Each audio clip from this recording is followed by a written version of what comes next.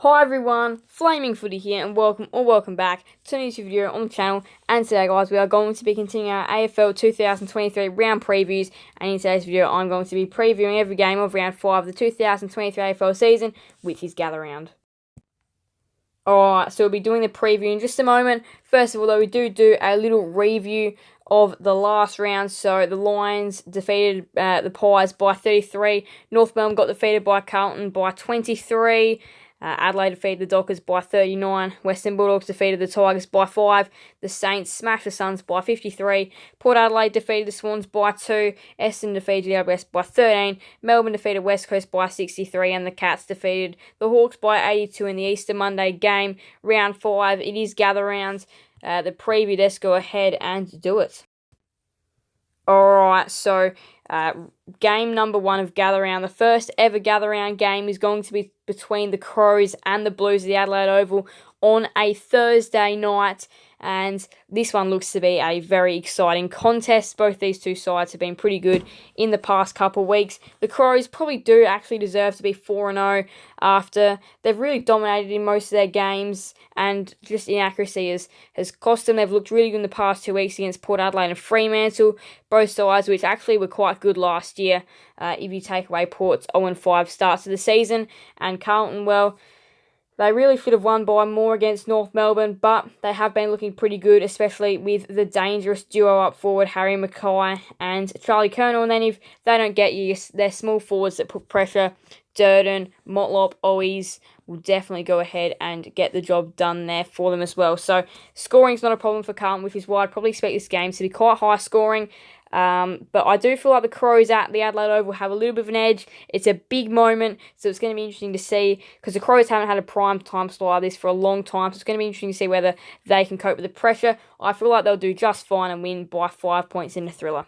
So Friday, double header of games, Fremantle, Gold Coast and Richmond, Sydney. Fremantle, Gold Coast, the first game to be played at Norwood Oval at a unique starting time.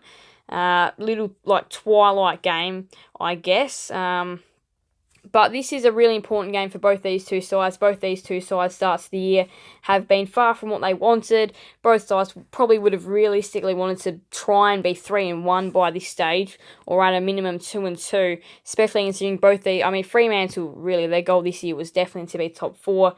And Gold Coast, well, they need to finish from the 8 this year. And both these two sides find themselves 1-3 and in a bit of trouble when the loser of this game goes 1-4. And if that is the Dockers, that has real consequences on their season. I feel like, though, both these two sides have played pretty poorly to start off their year, so this is going to be a really interesting game. The Suns look like they've struggled away from home, though, so I think the Dockers win this game by 15, but by no means in a convincing manner. Second Friday night game, Richmond versus Sydney at the Adelaide Oval, and this is sure to be a good game, because both these two sides' record at the Adelaide Oval isn't in the greatest of places. Richmond definitely do have a better record there, but Sydney are the better side at the moment. So who do you tip? That one gets a little bit interesting. We'll be running through that in just a moment. But look, I think Sydney this year, despite their loss to Melbourne back in round 3, which was a 50-point loss, I think they've played quite well since that game. Last round versus Port Adelaide, we know that was not their best. They should have won the game. They should have won it very comfortably as well. They'd be disappointed they didn't put a big number on them. They'd be disappointed they didn't win the game. But I do feel like this week they need to respond. They need to respond versus Richmond. And Richmond, if they don't win this game, their season could be in all sorts of trouble as well. They've had a couple poor games in the past couple of weeks. And yeah, this is a really big game, but I've said the Swans by 19. Alright, now it's the first game to be played at the Adelaide Hills between Brisbane and North Melbourne.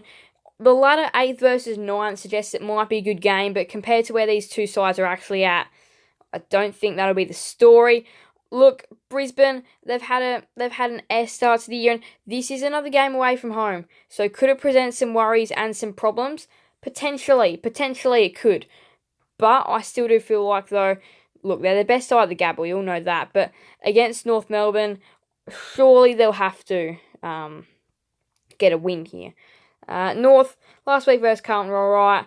I thought they actually played particularly well for most of the game, except that third quarter. They really did let it go for about a quarter and a half. That's where the game slipped away from them. But I think they were pretty fine. Should Timken and Davies-Uniacke be out, they'll get absolutely thumped, as we saw against Hawks a couple of weeks ago. But those two should be playing. There should be no worries. And I still do feel like North will get smashed because Brisbane is such a quality opponent. And at a smaller ground, that could be dangerous for a team like North Melbourne. Brisbane by, I think it was 64. I can't quite remember the margin, but it was something around that. Something around 64. Something like that. Next game, Essendon versus Melbourne at the Adelaide Oval. And this is a really big game, big Victorian blockbuster clash. And the AFL tried to schedule as little as possible. And they've only scheduled 2 Victorian clashes in this round, which is definitely hats off to gather around. Because you don't want to be having a round in footy where, well, essentially all the Victorian sides are playing against each other. You want to make sure that most of the interstate sides are playing a Victorian team throughout this round, and they've done a pretty good job with that. But there's still a couple big Victorian blockbusters, because we know there are more Victorian sides than interstate teams in the AFL at the moment. But this looks to be a really big game. 4th versus 3rd, Essendon versus Melbourne. Melbourne's record at the Adelaide Oval isn't too bad, and Essendon, it feels like they haven't played there in a little while. They did play Port there last year. They didn't play the Crows there last year, though. This is going to be interesting because, again, lots of these sides may only travel to Adelaide once throughout the year. So it can be hard to judge. But, look, then that's where you turn to the actual sides. And you go, in my opinion, Melbourne are better at the moment. The Bombers last week were inaccurate and only just got home against the Giants. I think they're going to have another poor week in front of the goals. They're going to kick 10-16, I reckon. They'll kick more behinds than goals this week, I reckon. I think the D's will comfortably walk over the top by 42 points and really put their name forward as the premiership threat so far this year. Port Adelaide versus Western Bulldogs is Saturday night game, the Adelaide Oval, and both these two sides have come back into form in the past couple of weeks and are looking sharp. Port Adelaide last week, the against the odd win at the SCG to beat the Swans, and the Western Bulldogs, another against the odd win against the Tigers at the MCG, has really lifted their spirits. They've beaten the Lions and the Tigers in the past couple of weeks. The Dogs, 2 top 8 sides last year, and can they claim another big scalp getting Port Adelaide the Adelaide Oval? If you were to tip an upset, this would probably be the game to do it. Port Adelaide the Adelaide Oval, we do know they are very strong though, and I think they'll be too good. I think they're going to win it by 9, but I think the Dogs are going to be in this game throughout the whole night. We saw what Port Adelaide did to the Lions in round 1. They won the game out of the midfield in that second half. This is going to be midfield versus midfield. The better midfield shall win the game. Geelong versus West Coast is the start of a Sunday doubleheader at the Adelaide Oval. And, well, look, the Cats, they came back last week versus the Hawks at the MCG. We all expect them to win. They did that pretty comfortably by 82 points.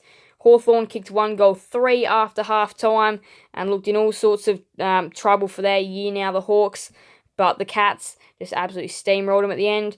West Coast, they were competitive for 3 quarters, or, well, roughly for about, 2.5 quarters against the D's. They kind of dropped off after that, but at least competitive for a little bit. Now, against the Cats, who are a very quality opposition, I think the Eagles will get smashed pretty comfortably by 66 points, and I think the Cats will win 2 big games in a row, which will get their season back onto the right track for them. GWS versus Hawthorn is the game sandwiched in between the 2 others on the Sunday at Norwood Oval. This one's probably not such an interesting clash or an important clash, but probably come end of the year when you go ladder positions might actually be quite important. The Giants haven't been blown away on too many occasions this year, and I feel like they've been in their games. They've been competitive for most of them. They've just died off at the end and not been able to get the result that they would want.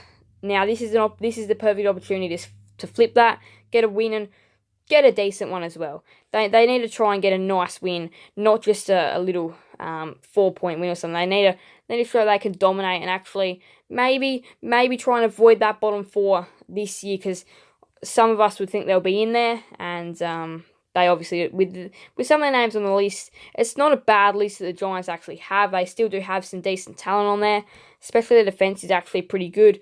Well, I mean, it's okay. Their defence is alright, so yeah, it's okay, their defence. But yeah, they need to win this game. I think they will by 20 points.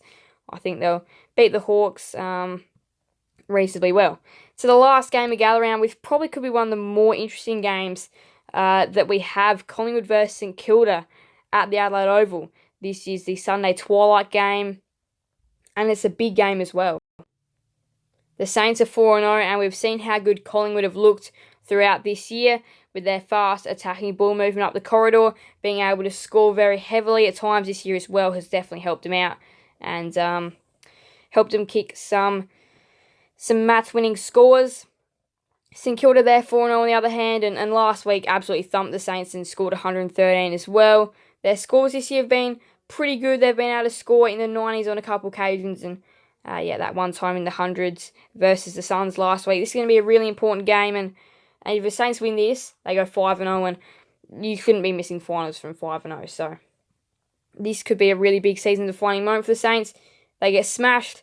They probably prove they can't do against the better sides, but they win this, and this is a big moment for them. The Pies, I think they'll bounce back. I think they'll win this game by 7 points, but I think it'll be a thriller to end off the inaugural Gather Round. Alright, so my tips for this round are the Crows by 5, the Dockers by 15, the Swans by 19, the Lions by, I believe, 64, the D's by 42, Port Adelaide by 9, Geelong by 66, GWS by 20, and the Pies by 7. Here is the current ladder as well. There's some really big things at the moment in this ladder. And here is my predicted ladder after the round, which I believe the D's will take top spot. But anyway, though, that is my ladder for the after round 5 if the tips go the way I believe they will and margins go the way I believe they will too. And we'll go ahead and have a little look at some of the stats at the moment. Jeremy Cameron's currently in the Coleman medal with 18 goals, followed by Charlie Curnow on 16. Nick Dacos had the most disposals so far this year with 138. 44 marks for James Sicily being the most in the comp. And Jeremy Cameron, despite being the Coleman leader, also is equal highest score involvements tied with Charlie Curnow on 37. And then AFL fantasy tackles and contested possessions are there as well. So gather round, what a round of footy it looks and promises to be. Plenty of cracking matchups this round, and make sure to go ahead and enter my round 5 margin comp, which is all the games, just so you know. So make sure to go ahead and enter that. Thank you guys all so much for watching. Make sure to leave a like and subscribe and hit that notification bell. See you guys next another video on the channel. Thank you guys all so much, and bye everyone. Flame Footy out.